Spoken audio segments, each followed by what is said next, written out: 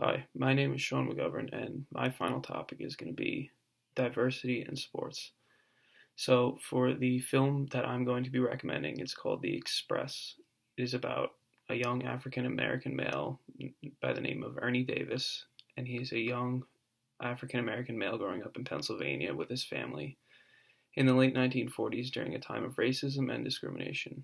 He lives with his extended family, and he lives in Elmira, New York, and starts playing football at a young age. Several years later, Syracuse University is looking for a running back, which is Ernie's position. And after a successful senior season, Ernie becomes an All American and is looking to play college football somewhere.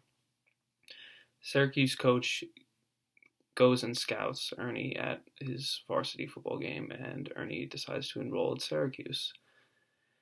And at the start of the 1959 college season, Ernie Davis is starts to excel for his varsity team and leads Syracuse to a bunch of big victories, including over UCLA to finish the season undefeated.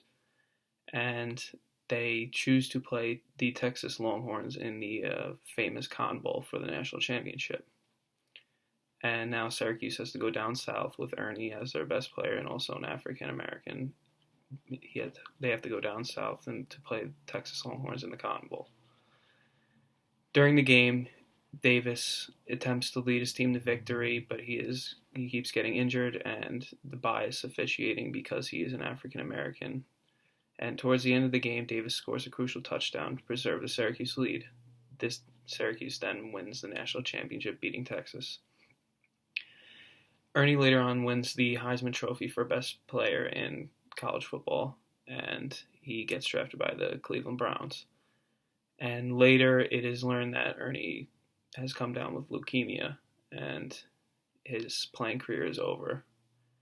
And eventually, sadly, leukemia claims Ernie's life.